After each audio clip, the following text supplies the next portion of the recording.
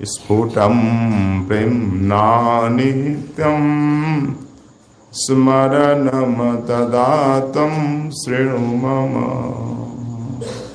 शृणु मनः। हे मन, तम यदि जद इच्छेरावासम, कहाँ शरागम प्रतिजन बजभुवि। शरागम अनुराग सहित प्रतिजनु हर जन्म में ब्रजभूमि रावासम इच्छे, ब्रजभूमि में निवास करना चाहते हो यदि, और युवक द्वंद्वम तच्चित परिचरितुम आराध अभिलष, आराध शीघ्र ही जुगल किशोर की सेवा चित्त, यदि अभिलष अभिलाषा है तुम्हारी तो उपाय है। मैं कहता हूं दो इच्छा, एक तो अनुराग सहित रागानुगा भक्ति करते हुए ब्रज में वास, सभी एक आध जन्म 100,000 जन्म नहीं, हर एक जन्म करोड़ों जन्म तक, अनंत जन्म तक ब्रज में ही वास मिले। तो केवल वास से उतना लाभ नहीं अगर सेवा नहीं मिले।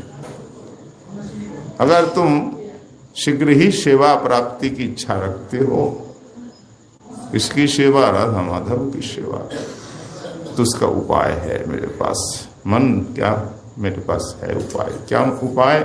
न स्वरूपम श्री रूपम सगणमिहतशाग्रजमपि स्फुटं प्रेम्णा नित्यं स्मरणमतदा त्वं शृणु मनः। उसका उपाय है कि स्वरूप दामोदर गोस्वामी, श्री रूप गोस्वामी, सगणम गण सहित रूप गोस्वामी, उनके परिकरों सहित श्री रघुनाथ भट्ट गोस्वामी, श्री जीव गोस्वामी, गोपाल भट्ट, लोकनाथ, जीव गोस्वामी आदि सहित, और तस्याग्रज सनातन गोस्वामी, इन सब की सेवा करनी होगी। सो भी स्फुटम प्रेमना, परम भक्ति के साथ नित्य ही स्मरण करो मन। इन आचार्यों का नित्य स्मरण करो भक्ति के साथ, और नमा, इनकी वंदना करो। इनकी वंदना और स्मरण से ही तुम्हें ब्रजवास भी मिलेगा और राधा माधव की सेवा भी मिलेगी। इससे बढ़कर कोई सहज उपाय नहीं है। तो पहली पंक्ति यानी पहला चरण का स्वादन कर चल रहा था। तदीच्छिरावासम ब्रजभुवि शरागम प्रतिजनु। हर जन्म में तुम ब्रज में वास करना चाहते हो, शरागम अनुराग सहित, इसकी व्याख्या हो गई। और किस प्रकार वास? न रागमयी भक्ति, शरागम रागमयी भक्ति के साथ।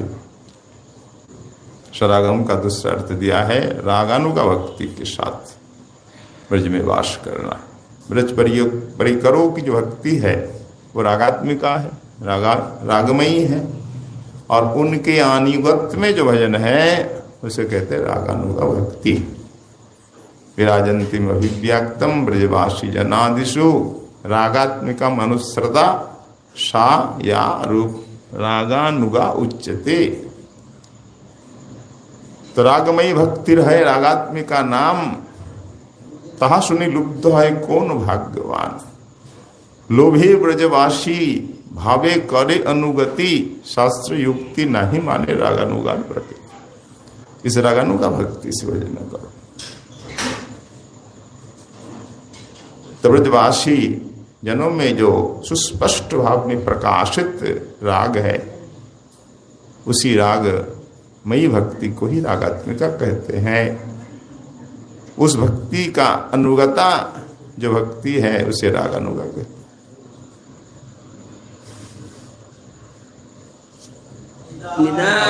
गौर हरि, जय जय श्री राधे। तो कली पावन अवतार श्री गौर हरि ने इस रागानुगा भक्ति का ही तो दान दिया है। ब्रज की रसमयी भक्ति का ये महाप्रभु का महादान है। गौरी वैष्णवाचार्य जितने हमारे हैं उनके द्वारा इस रागानुगा भक्ति का ही प्रचार हुआ है। स्वयं आचरण किया आचार्यों ने और प्रचार भी किया। तो स्वयं आचरण करते हुए प्रचार भी किया और जिससे विश्व साधक सभी धन्य हुए, विश्व के भक्त धन्य हुए। तो रागानुगा भक्ति पहले चर्चा हुई। बाह्य देह से श्रवण कीर्तन स्मरण वंदन आदि साधन भक्ति का पालन आचरण और मने नित्य सिद्ध देह करिया भाव, मन में अपना सिद्ध देह की चिंता करनी हो। मैं राधा दासी हूँ, मंजरी हूँ, इस चिंतन से आपको राधा माधव की सेवा करनी है। इस सेवा अंतरंग सेवा, तो बाह्य देह की सेवा एक अंतरंग सेवा मंजरी स्वरूप से, दो प्रकार से सेवा हमें करनी है। और अंतरंग सेवा जो मंजरी स्वरूप से अपने अपने गुरुजनों से, गुरुदेव से ही जाननी होगी। रहस्यमय परिपाटी गुरु जी से ही शिक्षणीय है। तो वृंदावन वास का बहुत सुंदर चित्रित क्या है। अनन्य धाम निष्ठशील प्रबोधानंद सरस्वती जी ने किस प्रकार वृंदावन वास करना चाहिए। भ्राता तिष्ठ तले तले विटपिनाम ग्रामेषु भिक्षामठ स्वच्छंदम पिबयामुना जलमलम चीरानि कंथम कुरु सम्मानं कलयति घोरगरलं नीचापमानं सुधा श्री राधा मुरलीधरौ भज सखी वृंदावनम मात्यज। तो श्रीमद् प्रबोधानंद सरस्वती चरण कहते हैं कि भैया मन अपने मन से ही कहे या भक्तों से, ये भाता ब्रज में अगर वास करना चाहते हो तो कुटिया मंदिर आश्रम की आशा छोड़ दो, केवल पेड़ तले रहो। वृक्ष तले, बोला हाँ तभी तो भजन होगा। कि बिटपे नाम तले तले तिष्ठ ही भराता। बिटपे नाम क्या है? वृक्ष। इन वृक्षों के तले तले, यानी आज इस वृक्ष के नीचे, काल उस वृक्ष के नीचे, इस प्रकार भजन करो। हमारे षट गोस्वामी चरण ऐसे ही करते थे। एक एक दिन एक एक वृक्ष तले करे वास। पैदों पैरों में है चैतन्य चरितामृत में कि एक एक दिन एक एक वृक्ष के नीचे निवास करते। आज इस वृक्ष के नीचे, कल उस वृक्ष के नीचे, ऐसे ही भजन करते और भ्रमण करते रहते। सरस्वतीपाद ने स्वयं ऐसा ही किया है।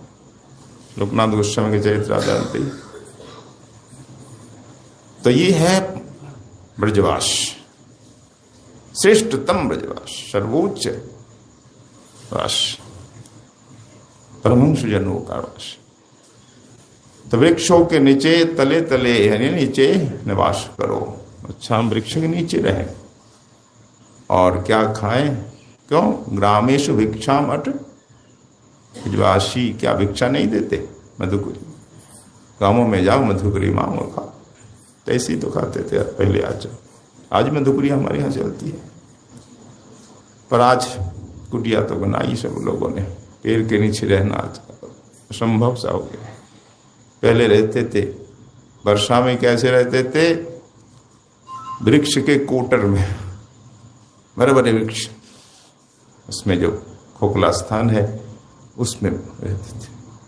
एक बाबा, भयंकर बारिश हो रही तो खोखले के भीतर ही कोटर में ही भजन कर रहे थे, पर जल तो उधर भी जा रहा, बारिश छिटा।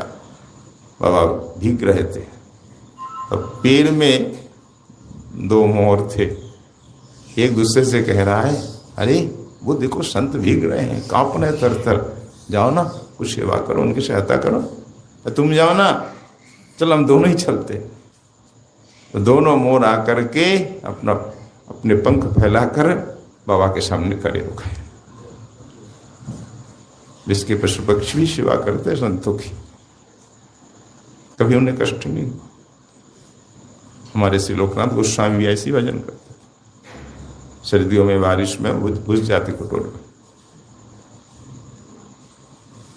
और ग्रामेश भिक्षामट, वृक्ष के गांवों में मधुकरी मांगो, आज भी बड़े प्रेम से देते हैं। बाबा बाबा आए हैं, छोटा छोटा बच्चा भी होगा, वो कहते बाबा ला दे ला दे, और मधुकरी देते आज भी। तुम मधुकरी मांगो, खाओ। अच्छा क्या पिए, क्यों, यमुना जी सूख गई क्या? यहाँ अनेकों कुंड है, सरोवर है। तो स्वच्छंदम पिबयामुन जलमलम, यमुना जी का जल निर्मल है, स्वच्छंद पान करो, कोई रोकेगा नहीं आपको जलपान से। आज जरूर मलिन है जल, और हमारी दृष्टि भ्रमित है,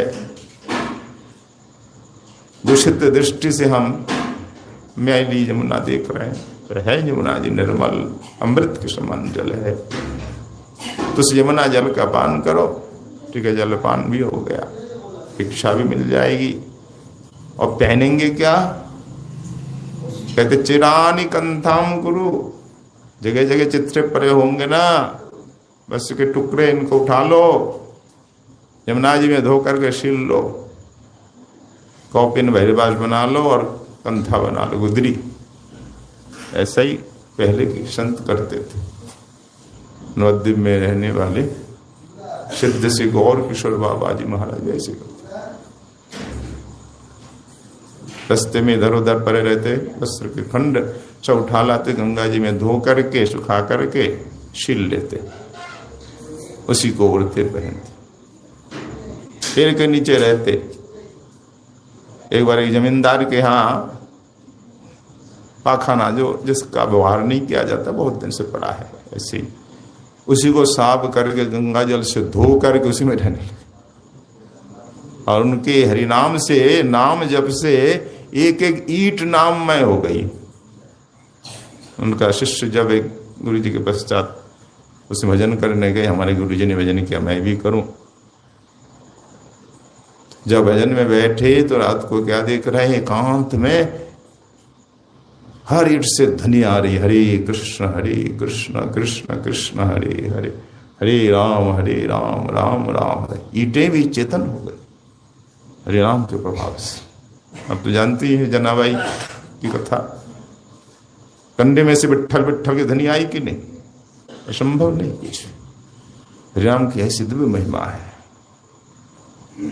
ऐसे सिद्ध महापुरुष इस तरह रहते। अब भोजन क्या करते? वहां तो मधुकरी नहीं मिलेगी, बंगाल में मधुकरी नहीं, सब आमिष खाने वाले, सामिष भोजी है, प्राय है, इसलिए वहां मधुकरी नहीं। वो क्या करते, बाजार जब बंद होने लगता है, अब दुकानदार से बंद करके जाएंगे, करीब 1-2 बजे जाते, और बाजार में रास्ते में पड़े होंगे सब्जी उठा लाते, कुछ सड़ गया, बिकाना है, इसी तरह फेंक देते ना। और चावल का जो बाजार है, वहाँ चावल के कण पड़े होते हैं, तो झाड़ू लगाकर उठा लाते चावल के कण। इतना तो ही जाएगा। वो चावल ले आते, सब्जी बाजार से सब्जी उठा लाती इधर उधर से, फिर अमनिया करते चक्कू से। सड़ा हुआ आलू मानिए तो काट देते, सड़ा हुआ उस अंश को, उस हिस्से को काट देते, फिर निकलता। 10 आप सब्जी लाएंगे तो अमनिया करके थोड़ा तो निकलेगा ही। इस तरह से भोजन बनाता। ईंट ढूंढ के लाते और वन से, जंगल से लकड़ी ले आते, लकड़ी जलाकर एक मिट्टी की हरिया, हरिया कहाँ से लाए? उनके पास कुछ नहीं। अरे पहले जमाने सब मिट्टी की हरियों में ही रसोई बनाते ना, और रसोई बना के फिर फेंक देते, कि मिट्टी का बर्तन दोबारा नहीं चलता। तो उन हरियों को उठा लाते एक ही चाहिए, एक ही देख करके उठा लाते, गंगा जैसे, पर गंगा जी चिन्मय है, पवित्र हो गया। तो अच्छी तरह धो करके उसी में पकाते। चावल दे दिए, सब्जियां, तरह नमक भी कहीं गिरा होता है लाए, मिर्च भी पड़ी होती है काद, उठा लाए और उबाल लिया, भोग लगाया। और भोग लगाते हुए अब कहते हैं 56 भोगा 36 व्यंजन। आहा, 56 भोग 36 व्यंजन है। हे प्रभु पावन आरोग्य आनंदे करे भोजन करे गौराशी सची नंदन।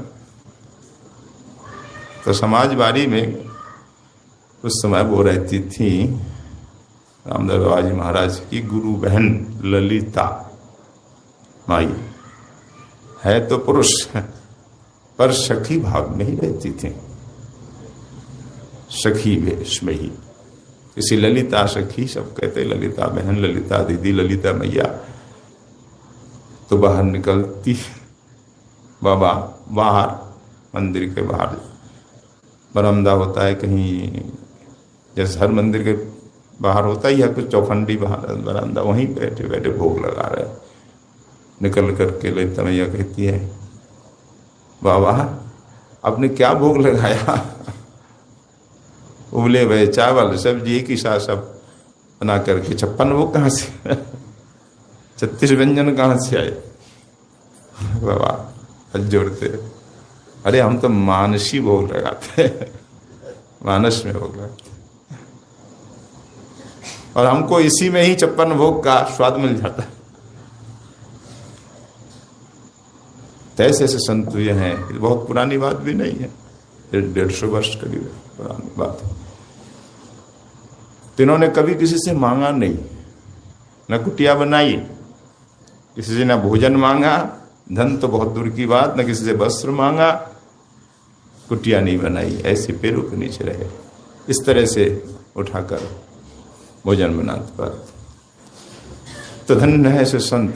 इस प्रकार ब्रज में निवास ही सच्चा निवास है। तो क्या कहा सरस्वती पाद ने, जिवाता तिष्ठ तले तले बिटपिनाम ग्रामेषु भिक्षामट स्वच्छंदम पिबयामुनम जलमलम चीरानिकंथम गुरु। ये 2 चरण हो गए। तिस्र सम्मानम कलयति घोर गरलम नीचापमानम सुधा। और एक बात ध्यान रखना है भक्तों को कि सम्मान कभी ना चाहे। श्री गौरहरि ने कहा, तनाद विष्णुनीचे तरो सहिष्णुना अमानीना मान दीन कीर्तनीय सदारे। तभी कीर्तन का फल मिलेगा। तिनका से भी नीचा बनो, छोटा मन अपने को, और वृक्ष से भी सहिष्णुता रखो, सहनशीलता रखो, और अमानिना मान की अपेक्षा न रखना कि हमें सम्मान देगा, नहीं, तभी सम्मान की अपेक्षा नहीं। और मान देन, और सबका सम्मान करो। 2 पहिया है सिंहासन के, 2 पहिया 4 होते ना, 4 पहिया, ये 4 सिंहासन हो, पलंग हो, तो हरि नाम के भजन के 4 स्तंभ है। तिनका से छोटा मन अपने को, वृक्ष से भी सहनशील होना 2, तीसरा स्तंभ है अमानी होकर के, कभी मान के अपेक्षा न होगा, दीनता पूर्वक, और पर सबको सम्मान देना है, सभी का सम्मान, किसी का अपमान नहीं। ये 4 स्तंभों का पालन किया, हरि नाम किया, तो उसे तो अवश्य ही फल मिले। तो इस प्रकार नाम लेने से फल क्यों नहीं मिलेगा? अवश्य मिलेगा। अपने सम्मान की कामना कभी नहीं करनी चाहिए। यह बात प्रधान सरस्वती महाप्रभु से ही सीख कर बोल रहे हैं। तो सम्मानम कलयाति घोर गरलम, सम्मानम अति घोर गरलम कलया, माने देखो, सम्मान को घोर गरल मानो, विष मानो, और अपमान को, ठीक है, सम्मान को हम विष माने, अपमान को नीचापमानम सुधा, नीच से नीच अपमान अगर तुम्हें हो जाए, माने घोर अपमान कोई कर दे या कोई नीच व्यक्ति अपमान कर दे, तो उसे अमृत मानो। हमारा सौभाग्य है कि आज मुझे अपमान मिला, तिरस्कार मिला, इससे भजन बनेगा, दीनता आएगी, अहंकार दूर होगा, घमंड दूर होगा। जो साधक अपमान नहीं सह सकता, सम्मान की आशा रखता है, वो भजन क्या करेगा? भजन नहीं कर सकता। तो 6 बातें बताई ना, एक भिक्षुओं के नीचे रहो, दूसरा गांवों से भिक्षा मांग करके खा लो, तीसरा यमुना जी का जल पियो, चौथा पटे चित्रे उठाकर धोकर उसे गुदरी बस्त्र आदि बना लो, पांचवा सम्मान की कामना कभी ना करो, उसे विष जानो और अपमान को अमृत जानो, तब भजन होगा तुम्हारा।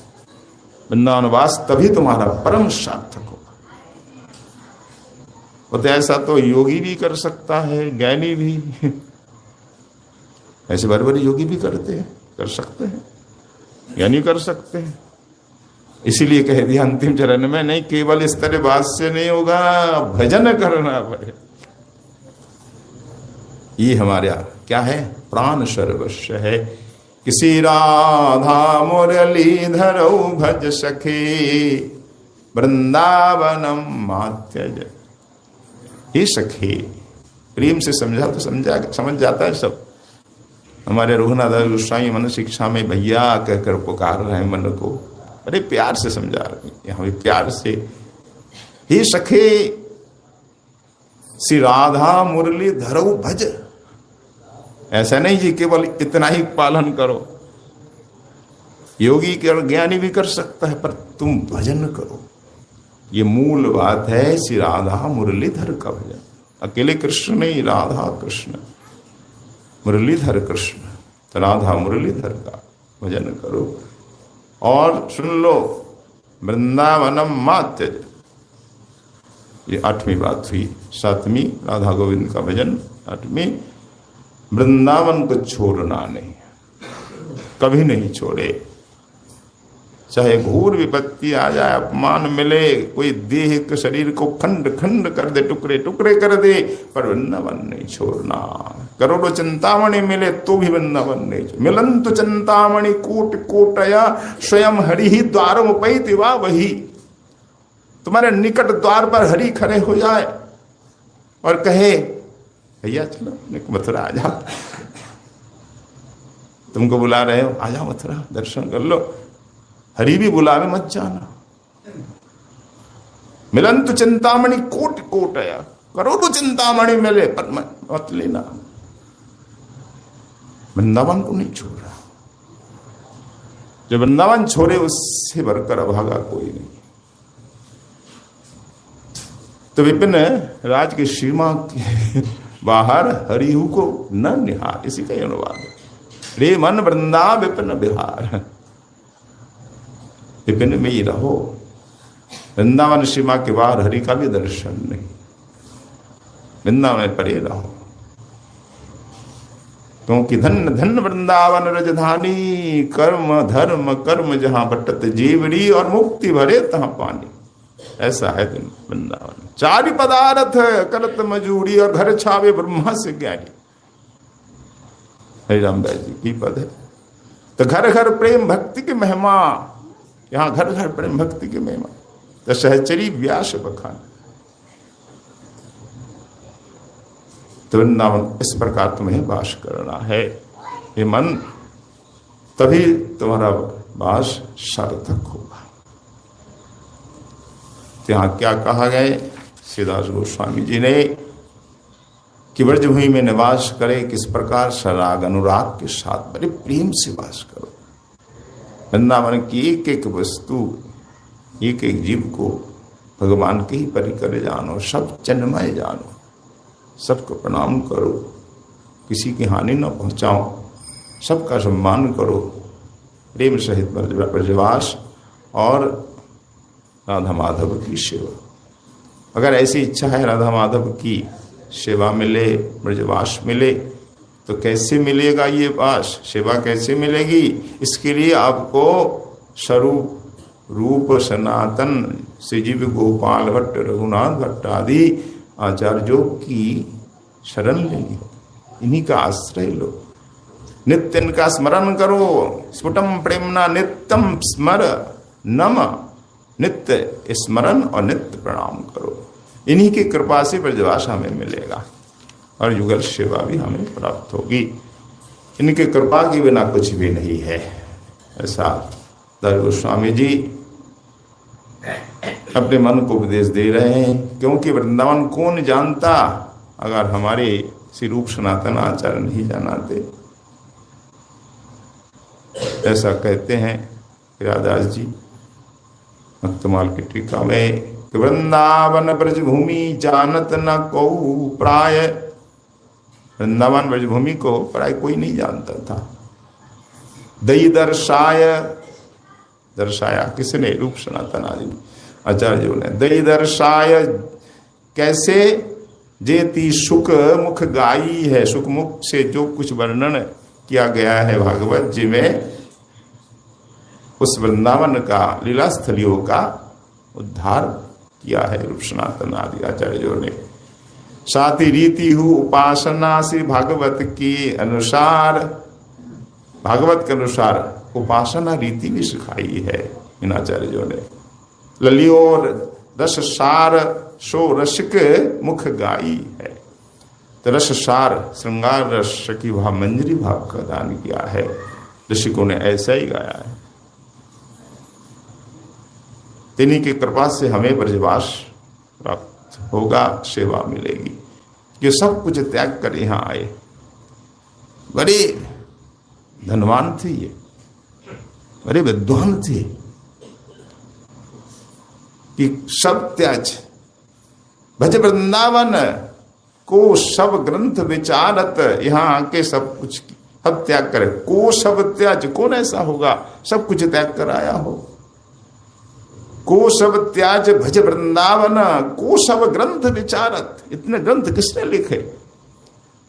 मिश्रित खीर नीर बिनु हंसन को पृथक करी पारत, दूध और पानी को मिला दो, हंस के बिना कौन अलग कर सकता? कोई नहीं कर सकता।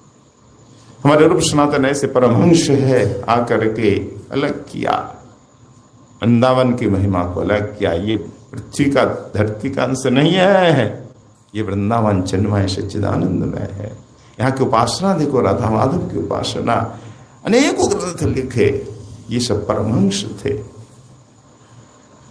नहीं तो कौन जानता कि को जानत मथुरा वृंदावन, को जानत ब्रजरीत, को जानत राधा माधव रति, को जानत सबनीत।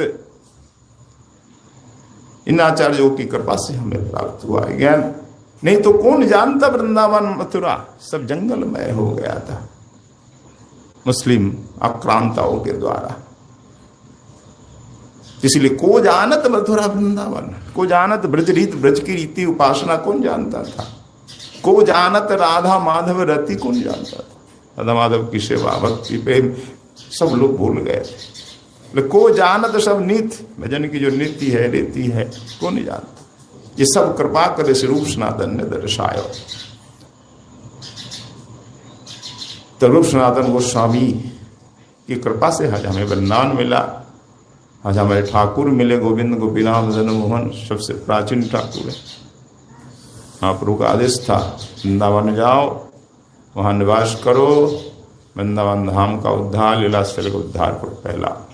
दूसरा, विग्रह स्थापना करो। भक्त आएंगे, तीर्थ यात्री आएंगे तो दर्शन किसका करें? इसलिए विग्रह की स्थापना करो। उन विग्रहों की स्थापना, नए विग्रहों की नहीं, पुराने। पुराने कौन पुराने? अरे वज्रनाभ के द्वारा प्रतिष्ठित। स्कंद पुराण में देखो भगवती बैठे ना, है ना, दो भगवती देखो, पिताजी एक पुत्र। स्कंद पुराण में आया ना गोविंदादि का नाम, वज्रनाभ ने स्थापना की। वज्रनाभ जी की मूर्ति एक वृंदावन में है ना, कहाँ पे है? वज्रनाभ का मंदिर है, कालीदेव कहाँ है? वज्रनाभ जी है? अच्छा, कभी नहीं देखा हमने। पर दास देखा, कहाँ देखा? अश्वत्थमा के झाड़ी में। पिसावा गांव है बरसाने से 7 किलोमीटर दूर। पिसावा का नाम ऐसे पासा। राधा रानी की बड़ी प्यास लगी, तब श्याम सुंदर ने कुआं खोदा, अभी कुइया है वहां पे उस गांव में, तो पानी पिलाया किशोरी को। पिपासा शांत की है श्याम सुंदर, इसलिए गांव का नाम पिपासा। पर आज अब भ्रंश होके क्या बन गया? पिसावा। पिसावा पिसाई ऐसा बोलते। और उसी के पास गांव से लगा हुआ झाड़ी है, 556 बीघा करीब। उस झाड़ी में कोई गृहस्थ नहीं रह सकता, आज भी प्रमाण है। वहां से बिना संतों की आज्ञा लिए कोई एक लकड़ी का टुकड़ा भी नहीं ले सकता, हानि हो जाती है। केवल संत ही रहते हैं। घोर जंगल है, ज्यादा संत तो नहीं मिले हमें, 20-25 मिले करीब। क्यों? पानी भरा है और जंगल है, जाने की रास्ता नहीं, मिट्टी कीचड़, न बिजली न पानी। अब तो पानी भी है, कहीं कहीं आ गया है, टैंक लगाया बना दिया है। बिजली अपनी तरफ से लो तो लो खर्चा करके। ऐसे बाबा जी वो कहाँ से खर्चा करें? तो वहाँ सब संतों के लिए जगह है, आप रहना चाहो जो भी जाए कुटिया बनाओ रहो। तो खाली जगह भी तो कम है, जंगल है। तो अगर जहाँ जगह है आपको मिले कुटिया बना या कुटिया बनी है तो वहाँ रहो। संतों के लिए कोई मना नहीं, आज भी जो कोई जाए रह सकता है और कुटिया भी बना सकता है। केवल संत ही रहेंगे, विरक्त संत, और कोई रहता नहीं। और गांव वाले बड़ी श्रद्धा करते हैं उन संतों की। अश्वत्थमा जी ने वहां तपस्या की थी। उसी गांव में ही बज्रनाभ जी का मंदिर मैंने देखा पहली बार। और उन्हीं के वंश सब यदुवंशी ठाकुर लोग ही उस गांव में है अधिकतर। तो बज्रनाभ जी ने वृंदावन का उद्धार किया। जब बज्रनाभ जी वृंदावन का उद्धार कर रहे थे तो अश्वत्थमा जी को लगा वृंदावन में क्या रखा है, चल के देखा जाए। हम तो बड़े अशांत होकर घूम रहे हैं, मणि हरण कर ली, तब से मस्तक में जलन मच रही है, कहीं उनको शांति नहीं मिल रही थी। भटकते रहे, भटकते भटकते जब ये बात सुनी, कोई बात होती है तो चर्चा तो होती है, ब्रज का उद्धार चल रहा है, कौन कर रहा है? भगवान श्री कृष्ण के परपोता, ब्रज में क्या रखा है? तो भागवत में तो ब्रज धाम की बड़ी महिमा है, वैद्य जी से सुनी हुई थी। तो चलो चल के देखा जाए। तो ब्रज में आए, संडिल ऋषि से मिले। संडिल जी के कहने पर ही तो ब्रजधाम का उद्धार हुआ है, बैजनाथ क्या जानता। तो ब्रजधाम सब दर्शन किया। संडिल जी से उपाय मांगा, कुछ उपाय बताइए, मुझे शांति कैसे मिले। देखो उपाय तो एक ही है, इन ब्रज गोपियों की कृपा मिल जाए। भगवान इनके प्रेम के अधीन है। इन ब्रज गोपियों में कौन है मुकुटमणि? राधा रानी। तुम राधा रानी कैसे में चल जाओ? बालक को पिताजी मारते हैं, डांटते हैं, बचाती कौन है? मैया। ठीक है, ठाकुर ने तुम्हें दंड दिया, श्राप दिया, पर बचाएंगी राधा रानी। या ठाकुर की एक नहीं चलेगी, तुम राधा रानी के पास चले जाओ। तब बरसान कि निकट ही राधा नहीं बोले ठीक है तुम निकट रहो, वहीं से दर्शन करना। तो बरसाना के 6-7 किलोमीटर दूर है झाड़ी जंगल, वहां तपस्या कर रहे हैं और उनको बड़ी शांति मिली। इसलिए आज कहते शांतिवन उसको। अश्वत्थमा झाड़ी, अश्वत्थमा तपोवन, अश्वत्थमा शांतिवन, नामांतर है। और किशोरी आज भी आती हैं दर्शन। देखो तुम वहीं रहना, मैं आऊंगी दर्शन करने। कहीं तुम आ जाओ मेरे पास, श्याम सुंदर देख ले, नाराज हो जाए। मैं चुपके से आऊंगी। आज भी गांव वाले बोलते हैं कि राधा रानी रोज आती हैं, एक रात में, दिन में एक बार रोज। एक पुराने संत थे, अभी तो नहीं रहे, उन्होंने देखा हाँ राधा रानी आती है। एक बार आधी रात में आवाज आ रही, झुनझुन की ध्वनि आ रही, नुपुर की। किसकी ध्वनि है? कुटिया से बाहर निकले तो ज्योति सी दिखी और विलीन हो गई वो। प्रातःकाल देखा कि नुपुर पड़ा है, एकदम रत्नमय दिव्य नुपुर। अरे ये नुपुर इसका है। उधर हल्ला मच रहा है बरसाने में, किशोरी का नुपुर कहाँ गया? कहाँ गया नौकर, कौन आया, कौन चोर आया, दरवाजा तो बंद है। तब इधर से बाबा गए वर्षाना, गोसाई से, गोसाई जी देखो मुझे ही नौकर मिला है। कहाँ? वो पेशाब आगा में झाड़ी में। तो बात सत्य हो गई, राधा रानी रोज जाती, और राधा रानी की कृपा बिना झाड़ी में रह भी नहीं सकता कोई सुविधा तो है नहीं।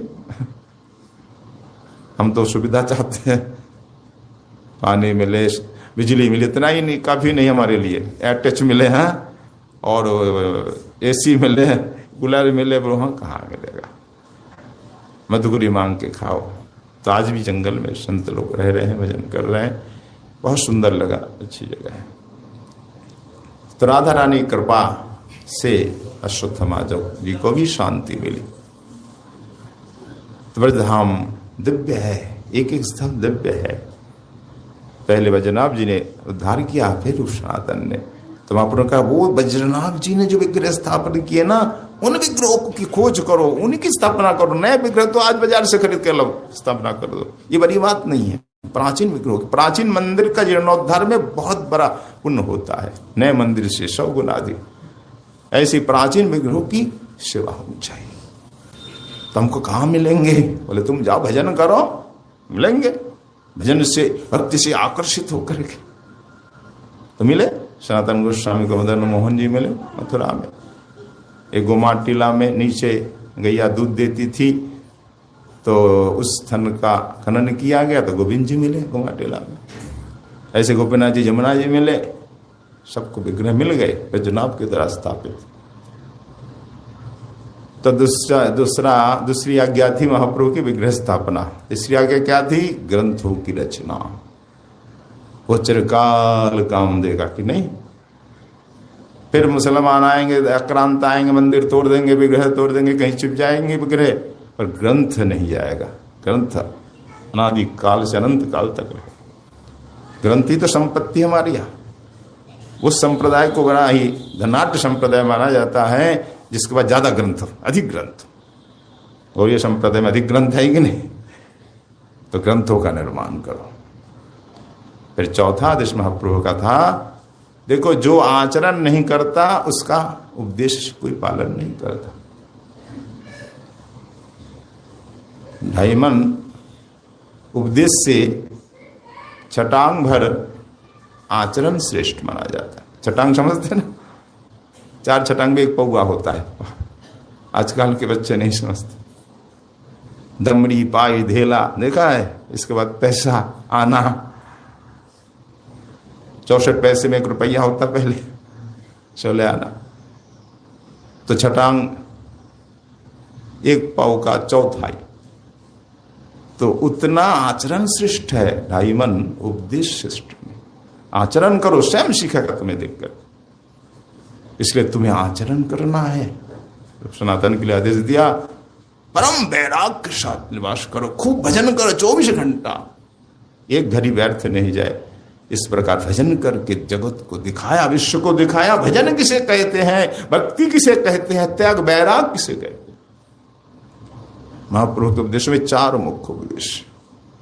आचरण के द्वारा जगत को सिखाना, ग्रंथों की रचना, विग्रह की स्थापना, धाम का उद्धार किया।